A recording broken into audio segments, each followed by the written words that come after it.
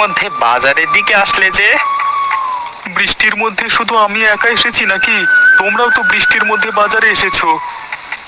সে তো এসেছি, কিন্তু জানতে চাচ্ছি কেন বৃষ্টির মধ্যে বাজারে এলে? আর তোমার হাতে তো দেখছি একটা থলে, ওই থলের মধ্যে কি বা নিয়ে যাচ্ছ? মেয়েটা কদিন ধরে মাংস খাবে বলে বায়না ধরেছে।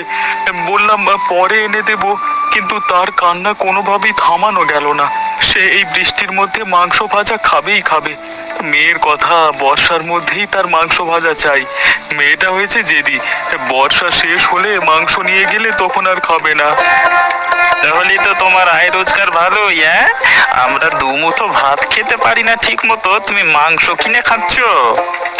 তেমন কোনো ব্যাপার নেই, মেয়ের জেদ, তাই বাধ্য হয়ে কিনতে হলো। আমরা বাধ্য হয়ে তো মাংস কিনতে পারি না। তুমি মাত্র মেয়ে একটু জেদ করেছে বলি সেই জন্য মাংস কিনে নিয়ে যাচ্ছ। বাবা বাবা বাবা, ছেলে মেয়ে হয়নি তো কিভাবে বুঝবে? আগে ছেলে মেয়ের বাবা হও, তখন বুঝবে বাবা হওয়ার যন্ত্রণা কতটুকু। বৃষ্টি তো আস্তে আস্তে বাড়ছে, আমি তাহলে গেলাম। হ্যাঁ,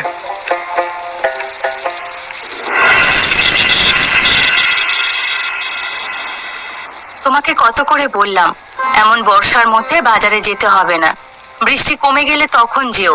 সেই তো আমার কোনো কথাই শুনলে না, ভিজেই তো ফিরলে। গিয়েছিলাম তো ছাতা নিয়েই, বৃষ্টি হঠাৎ এমন করে বেড়ে গেল, ছাতা কিছুই মানলো না। এমন ভাবে বাতাস এবং বৃষ্টি বইতে শুরু করলো, মনে হচ্ছে ছাতা সহ আমাকে উড়িয়ে নিয়ে যাবে।